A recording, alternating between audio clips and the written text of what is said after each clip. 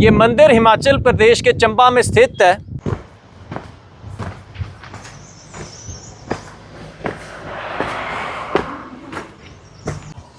तो ये है माता सुई की प्रतिमा और उनके बलिदान के कारण ही चंबा शहर में वापस से पानी की ट्रेडिशनल चंबा का जो नृत्य होता है वो भी करती हैं। और इस मेले में केवल महिलाएं ही आ सकती हैं। महाराजा के टाइम की एंट्रेंस है और यहाँ पर गदने आती हैं, तो काफ़ी लोग वहाँ से भी आना प्रेफर करते हैं। इस स्थान पर माता की पालकी जब वो बलिदान देने जा रही थी, इस मंदिर में जाने के लिए जो सीढ़ियाँ हैं वो ख़त्म होने का नाम नहीं ले रही हैं। यहाँ पर जो है वो धाम बनाई जाती है। आप अभी भी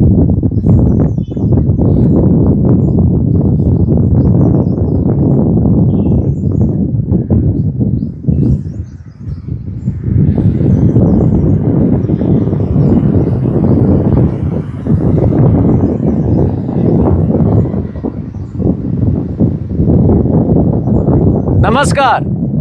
आज मैं आपको दर्शन कराने आया हूँ सुई माता के मंदिर के। ये मंदिर हिमाचल प्रदेश के चंबा में स्थित है। यहाँ पर नीचे जो है हम गाड़ी से उतरे और यहाँ सीढ़ियाँ इस मंदिर को चढ़ रही हैं। ये सीढ़ियों से होते हुए हम सुई माता के जो मंदिर की तरफ जा रहे हैं। एक नीचे से चंबा से पैदल मार्ग भी आता है जो हमने सुना है, तो काफ़ी लोग वहाँ से भी आना प्रेफर करते हैं। जो गाड़ी से है वो नियरेस्ट यहाँ पर है, यहाँ से फिर आपको सीढ़ियाँ चढ़नी पड़ेंगी।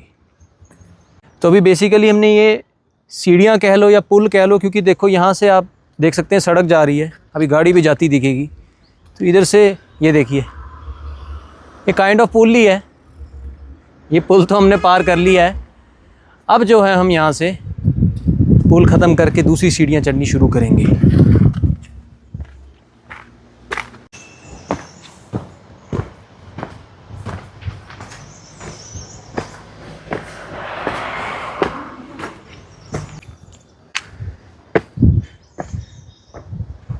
तो ये देखिए, ये महाराजा के टाइम की एंट्रेंस है। ये मुख्य एंट्रेंस है मंदिर की।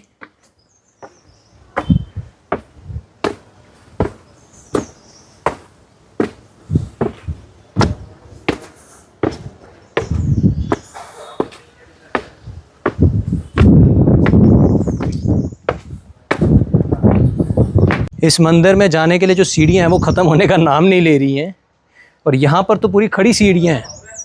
तो एक चीज़ मैं पहले बता दूँ, जिसको किसी को भी हेल्थ की कोई दिक्कत है तो वो थोड़ा सोच समझ कर आए यहाँ पर।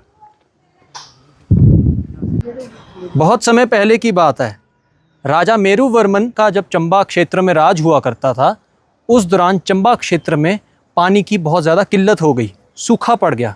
सभी नगरवासी बहुत ज़्यादा टेंशन में आ गए। तो इस समस्या को दूर करने के लिए जो ज्ञानी तपस्वी थे, उन्होंने एक हल निकाला। उस हल में ये था कि या तो राजा को बलि देनी पड़ेगी अपनी, या उनके पुत्रों की बलि देनी पड़ेगी, या रानी की बलि देनी पड़ेगी, ताकि सूखे से मुक्ति मिल सके। तो ये डिसाइड हुआ फिर कि ऐसा सोचा गया कि अगर राजा बलि देगा तो राज को कौन संभालेगा, और अगर राजा के पुत्रों की बलि दी गई तो आगे राजा का वंश कैसे चलेगा। तो फिर जो रानी थी, जिनको सुई माता के नाम से जाना जाता है, सुनैना रानी, उन्होंने डिसाइड किया कि वो अपना बलिदान देंगी। और उनके बलिदान के कारण ही चंबा शहर में वापस से पानी की जो है पानी वापस से आ सका और लोगों को सूखे से राहत मिली। और आज जिस स्थान पर मैं मौजूद हूँ, इस स्थान पर माता की पालकी जब वो बलिदान देने जा रही थी, तो माता ने इसी स्थान पर जो है विश्राम किया था। और उन्होंने इस स्थान से तकरीबन 3 किलोमीटर की दूरी पर वो स्थान स्थित है जहाँ पर उन्होंने बलि दी थी। और इस स्थान पर उन्होंने बोला था कि वो अपने शहर चंबा का एक आखिरी बार अपना, क्या कहते हैं, मॉडर्न भाषा में बोलेंगे तो व्यू देखना चाहती हैं, एक बार चंबा को अच्छे से देखना चाहती हैं। जैसे चंबा के दर्शन सुई माता ने इस स्थान से किए थे, आज की डेट में भी आप चंबा के वैसे दर्शन इस स्थान से कर सकते हैं। आइए आपको दिखाते हैं।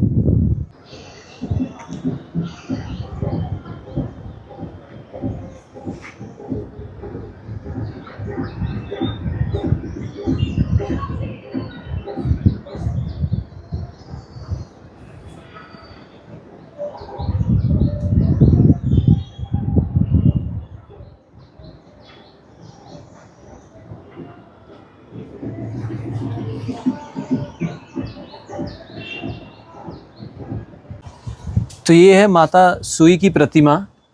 बेसिकली इस मंदिर का जो निर्माण है रानी के बलिदान के बाद राजा ने अपनी रानी की याद में इस मंदिर का जो है निर्माण करवाया था। माता की ये इच्छा थी कि प्रत्येक वर्ष उनकी याद में इस स्थान पर मेले का आयोजन किया जाए और आज भी प्रत्येक वर्ष अप्रैल के महीने में यहाँ पर एक मेले का आयोजन किया जाता है जो कि 10 अप्रैल से शुरू होता है और इस मेले में केवल महिलाएं ही आ सकती हैं, पुरुषों का यहाँ पर आना अलाउड नहीं होता है उस दौरान। और एक और चीज़ है कि राज परिवार में से कोई भी सदस्य इस मेले में नहीं आ सकता है सिवाय कंजकों के। तो ये मेला जो होता है बेसिकली 3 दिनों के लिए आयोजित किया जाता है और इस मेले में जो है हिमाचली धाम का आयोजन किया जाता है। और इस समय जहाँ पर मैं खड़ा हूँ यहाँ पर जो है वो धाम बनाई जाती है। आप अभी भी देख सकते हैं यहाँ पर जो दीवारें हैं वो अभी भी काली हैं। अभी लास्ट मंथ ही यहाँ पर धाम का आयोजन किया गया था और यहाँ पर गदने आती हैं। एक तो गद्दी होते हैं, यहाँ पर गदने आती हैं क्योंकि यहाँ पे सिर्फ महिला ही अलाउड होती हैं। तो वो यहाँ पर आकर अपना ट्रेडिशनल चंबा का जो नृत्य होता है वो भी करती हैं। और यहाँ पर जो है भंडारा परोसा जाता है, इस स्थान पर नीचे भी परोसा जाता है और यहाँ पर भी भंडारे को परोसा जाता है। उन 3 दिनों में जो यहाँ का माहौल होता है वो काफ़ी सेंटिमेंटल होता है। जो महिलाएं होती हैं आज भी जब माता को उन 3 दिनों में याद करती हैं, उनके बलिदान को याद करके उनकी आंखों में नमी आ जाती है। तो आशा करता हूँ आपको आज का एपिसोड पसंद आया होगा। मैं मिलता हूँ आपसे अगले शुक्रवार। तब तक के लिए जय माता की।